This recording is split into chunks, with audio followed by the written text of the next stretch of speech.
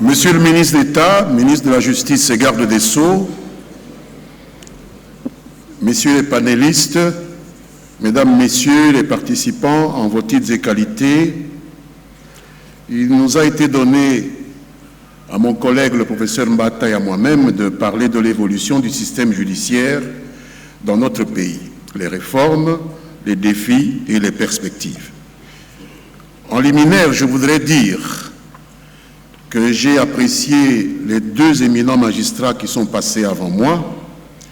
Je voudrais d'abord dire mon appréciation d'un extrait de l'exposé du procureur général près la Cour constitutionnelle lorsqu'il a évoqué le bradage du droit contre l'argent.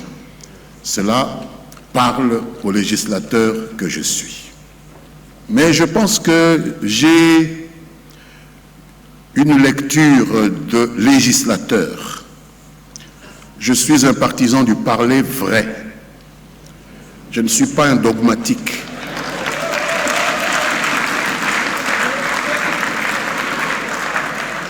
Et peut-être comme législateur depuis 18 ans au Parlement, dont une douzaine d'années au gouvernement, je suis habitué à poser un œil scrutateur et peut-être un peu trop critique sur les faits et sur les idées. Je vais donc probablement heurter la sensibilité des uns et des autres parmi les acteurs de ce système judiciaire que nous sommes appelés aujourd'hui à examiner ici. Je voudrais solliciter l'indulgence des uns et des autres. En principe, la justice est administrée au nom de l'État dans notre pays par les cours et tribunaux avec le ministère public et les avocats. C'est ceux-là qui constituent, à mon avis, avec le personnel qui leur sont attachés, le système judiciaire, dont le rôle et l'efficience sont au cœur des débats que nous avons ici. Je suis d'avis que ces débats devraient également porter sur les impératifs de la séparation des pouvoirs. Les éminents magistrats qui m'ont précédé ici y sont revenus, mais je voudrais insister aussi sur la synergie interinstitutionnelle indispensable pour fonder l'état de droit que nous appelons tous de nos vœux.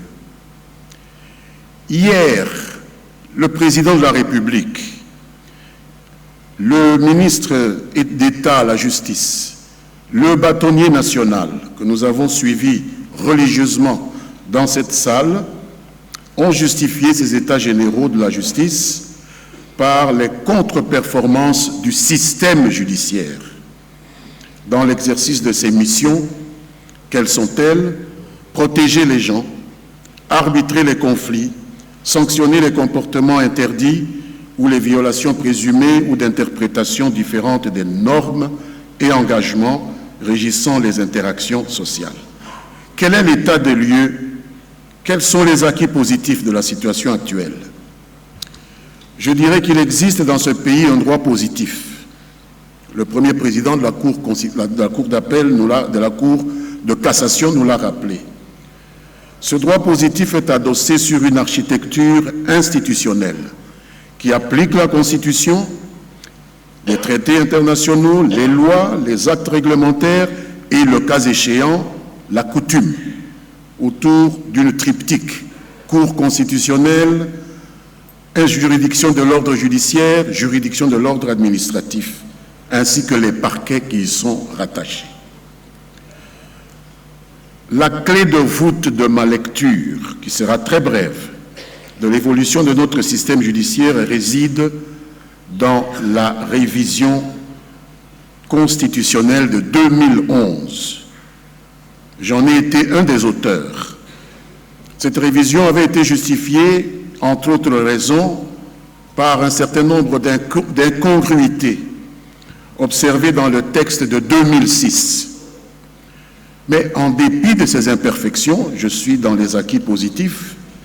Il faut reconnaître que l'agencement institutionnel qui avait été mis en place en cette période apparaissait à d'aucuns parmi nous comme une évolution positive lorsqu'on la comparait à la domestication caricaturale du système judiciaire par le parti État MPR sous la Deuxième République. Indubitablement, il y avait eu, à partir de 2006 puis de 2011, un allègement de la chape de plomb du pouvoir exécutif sur le pouvoir judiciaire. Je pense que personne ne me contredira. Quels sont les défis à relever? Malgré cette légère amélioration, force est de constater une survivance dans le système judiciaire d'une panoplie d'antivaleurs et de dysfonctionnements. Et je parle du point de vue de mes électeurs, notamment la corruption endémique, notamment l'apathie face aux expectations légitimes des justiciables et de la population en général. Un autre défi à relever dans le système judiciaire congolais, c'est le syndrome de l'hubris ou l'ivresse de la toute-puissance que beaucoup de nos compatriotes dénotent chez certains magistrats, pas tous, heureusement. Elle se traduit par la propension à dépasser les limites de l'inacceptable en se surestimant et en sous-estimant les autres. On en a une illustration avec la persistance de cette querelle doctrinale, sempiternelle, inappropriée, qui oppose d'une part les adeptes de l'équivalence statutaire absolue entre magistrats du siège et magistrats du ministère public, et d'autre part les partisans de l'école napoléonienne, celle qui nous a inspirés en 2011, pour qui l'action du ministère public ne peut s'affranchir du contrôle du pouvoir exécutif, car, pensions-nous, dans un procès, le ministère public représente l'État, dont les intérêts sont lésés par la commission de l'infraction.